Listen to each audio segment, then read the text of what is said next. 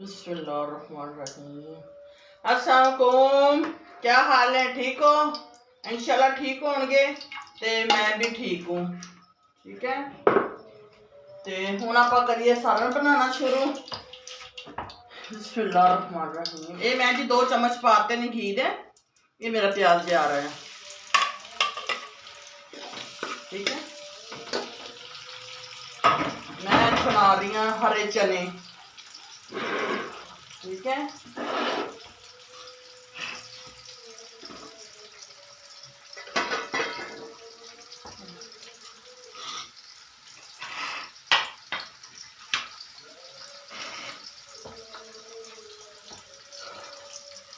ये जो मेरे हरे चने ने कल दी लगी इन्होंने साफ कर मसा बना बना के बनाए ने चने मेरे हरे, लाल टमाटर, हरा धनिया, हरी मिर्च, ये थोड़े से आलू चने बना के चेक करिए आप।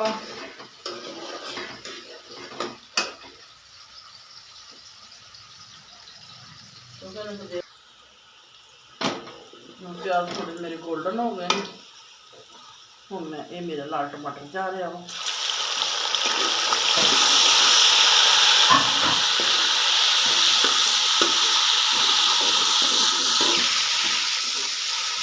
नहीं वीडियो ना बुलाओ।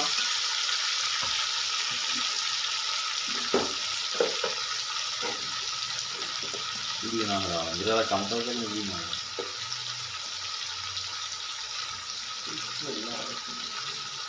ये मेरा जी लसन जा रहा वा। ठीक है। एक कह रहे थे मेरा काम कर दिता वा तो कहते वीडियो ना हिलाओ।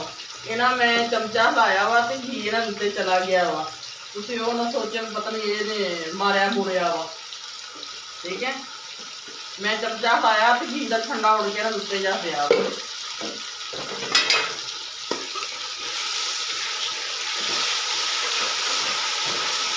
मेरी वीडियो को शेयर करो, लाइक करें, मेरे दवा दम पैसे आने शुरू हो जाए तो मैं अपना कैमरा लै लवां। चलो मेरे मीए दे तो हाथ ना सड़न नाल मेरे बैठ के। ठीक है। तुसीं मेरी हेल्प नहीं करते। ਜਿਹੜੀਆਂ भैन भाई सुन रहे हैं मेरी गल, मेरी अपील है उन्होंने भी मेरे स्क्रैच प्रूफ बनवाओ। ठीक है। अपने दोस्तों को, अपनी सिस्टरों सेंड करके मेरे नाल तावन करो मेरा। ठीक है।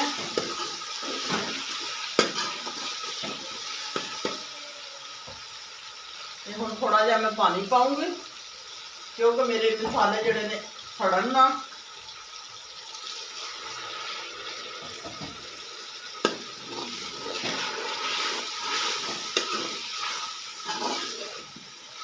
थोड़ा लाल टमाटर भी सॉफ्ट होएगा तो मसाले भी पा रही हूँ मैं। ठीक है। ये मेरे मसाले ने लाल मिर्ची कुटी हुई, हल्दी 1 चम्मच मिर्च का, 1 चम्मच हल्दी का, नमक, धनिया कुटिया हुआ मोटा, गरम मसाला।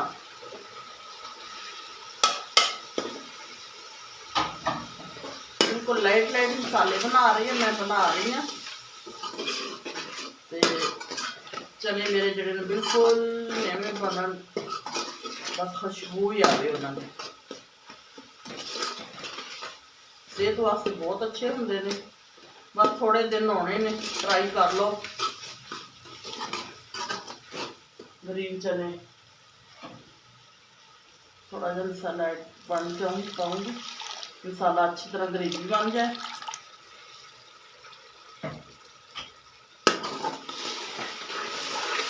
इन 2 मिनट मैं बंद करूँगी, ढक्कन लाऊंगी।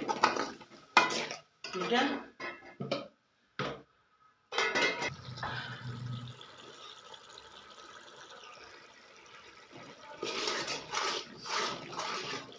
ये मेरे जी चने जा रहे हैं, ग्रीन चने। 1 कटोरी चने की मेरी, 1 कटोरी आलू बरीक बरीक कट्टे ने मैं। ठीक है। वो चलेगी।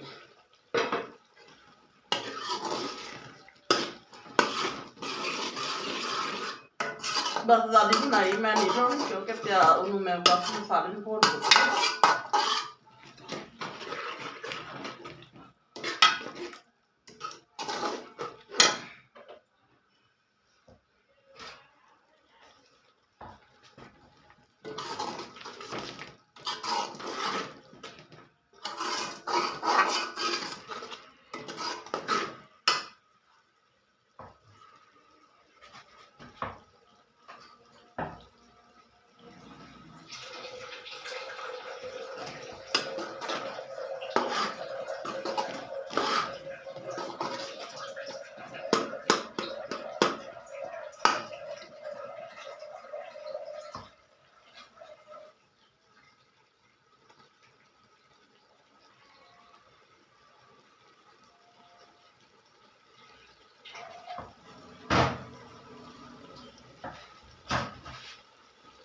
पानी पाऊंगी।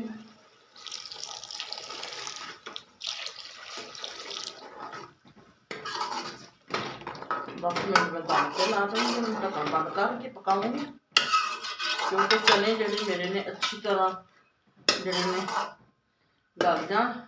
ठीक है, ये शोरबा बहुत अच्छा लगता वा।